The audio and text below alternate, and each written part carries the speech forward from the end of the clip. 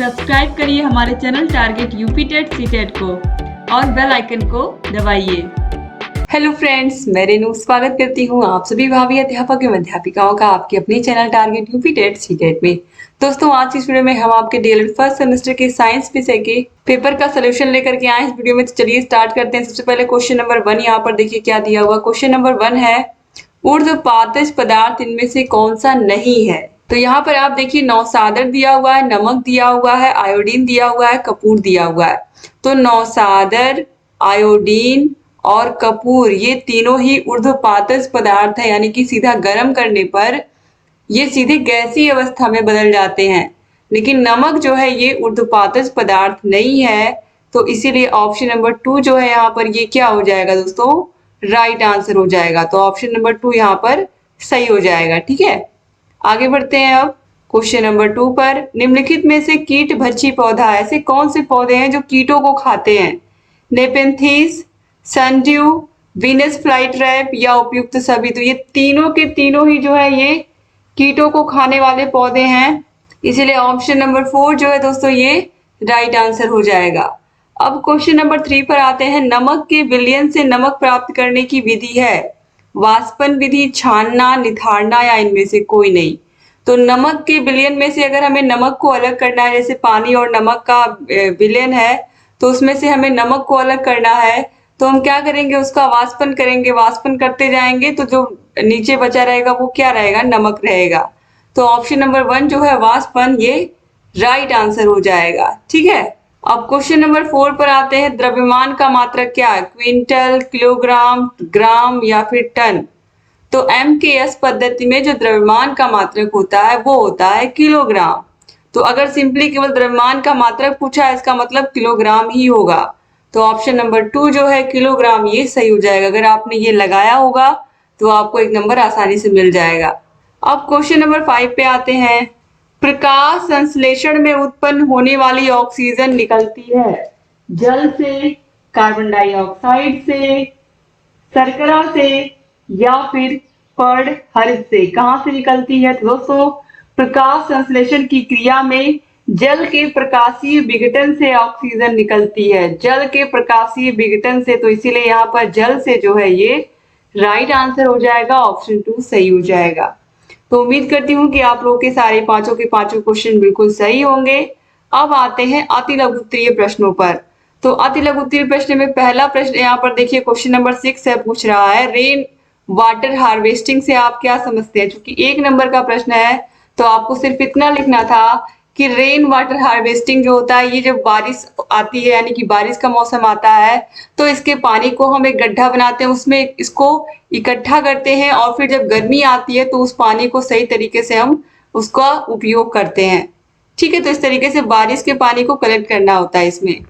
Question number 7 बहुत ही आसान सा प्रश्न पूछा है, गति का तृतीय नियम उदाहरण के साथ समझाना। तो गति का तृतीय नियम क्रिया प्रतिक्रिया का नियम है।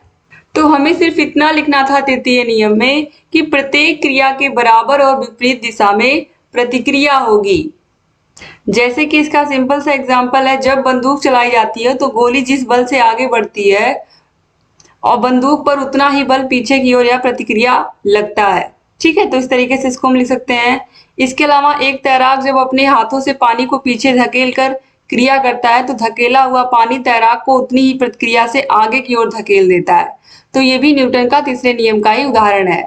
अब क्वेश्चन नंबर 8 है, पदार्थ की कौन सी अवस्था है जिसमें पदार्थ का आयतन तो निश्चित होता है परंतु आकृति निश्चित नहीं होती है।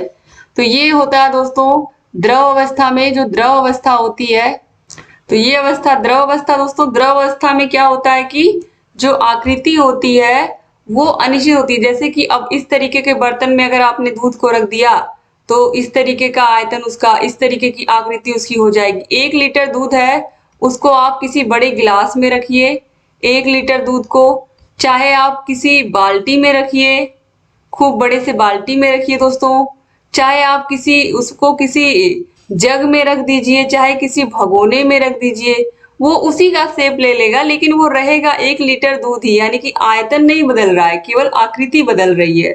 तो ये द्रव अवस्था होती है। दोस्तों, यहाँ पर अगला क्वेश्चन है, दोलन गति किसे कहते हैं, उदाहरण से समझाइए। तो जब कोई पिंड एक निश्चित पथ पर किसी स्थिर बिंदु के इधर उधर एक नियत समय में अपनी गति को बार बार दोहराता है तो इस पिंड की गति को हम दोलन गति कहते हैं। ठीक है, इसे कंपन गति भी हम कहते हैं। तो इस तरीके से मान लीजिए यहाँ पर कोई पत्थर हमने उसको बांध दिया है और एक डोरी से उसको यहाँ पर लटका दिया है और यहाँ पर एक खूंटी है, कुछ इस पर टांग दिया हमने। अब इसको हम हिला रहे हैं तो ये कुछ दूरी पर इधर जाएगा, फिर कुछ दूरी फिर इधर तय करेगा। ठीक है, तो इस तरीके से ये इतनी दूरी में ये गति करेगा। तो यही गति क्या हो गई, दोलन गति हो गई, क्योंकि यह एक निश्चित बिंदु के आसपास गति कर रहा है, तो इसीलिए इसकी गति दोलन गति हो गई। इसके अलावा दोस्तों, जैसे हमारे घरों में जो घंटी की सुइयों की गति होती है, सरल लोलक की गति, सिलाई मशीन के सुई की गति, ये सब भी दोलन गति के अंतर्गत ही आते हैं। क्वेश्चन नंबर 10 है, यौगिक किसे कहते हैं। दोस्तों, जब दो या दो से अधिक तत्व एक निश्चित अनुपात में रासायनिक अभिक्रिया करके रासायनिक बंधों द्वारा आपस में मिलकर एक नए पदार्थ का निर्माण करते हैं तो इसे हम क्या कहते हैं, यौगिक कहते हैं। जैसे जल क्या है, H2O, जल जो पानी है ये क्या है, यौगिक है। ये हाइड्रोजन और ऑक्सीजन से मिलकर के बना हुआ है। ठीक है, अब क्वेश्चन नंबर 11 पूछ रहा है, मृतोपजीवी से आप क्या समझते हैं। दोस्तों, मृतोपजीवी ऐसे जीवों को कहा जाता है जो सड़े गले पदार्थों से अपना भोजन प्राप्त करते हैं। ठीक है, तो अगर एग्जाम्पल हम लिखना चाहें जैसे कि कवक हुआ, जीवाणु हुए, ये सब मृतोपजीवी कहलाते हैं। अब यहाँ पर देखिए, यहाँ से लघुत्तरीय प्रश्न स्टार्ट है क्वेश्चन नंबर 12 से।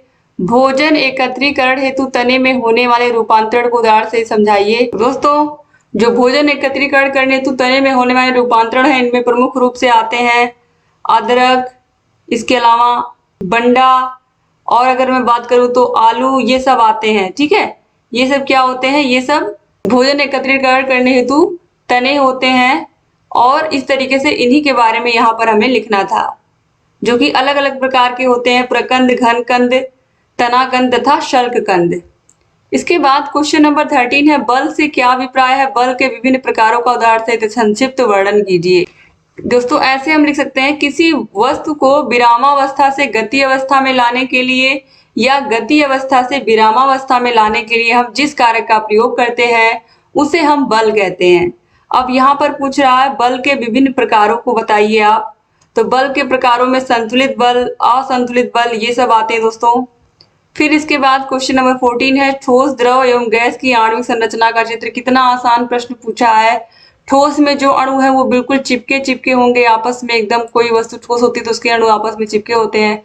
फिर द्रव अवस्था में थोड़े दूर दूर होंगे और जो गैस अवस्था है उसमें बिल्कुल दूर होंगे अणु। बस इस तरीके से आपको आणविक संरचना दिखानी थी, बस इसी में आपको 2 नंबर मिल जाने थे।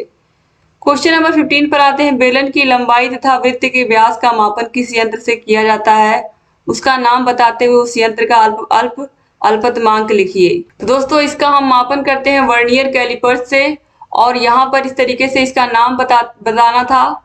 इसके बाद देखिए, तो इसका जो अल्पतमांक दोस्तों होता है ये भी पूछा है, तो यहाँ पर ये 0.01 मिलीमीटर होता है। ठीक है, 0.01। क्वेश्चन नंबर 16 है, वाष्पन और क्वथन में अंतर बताइए।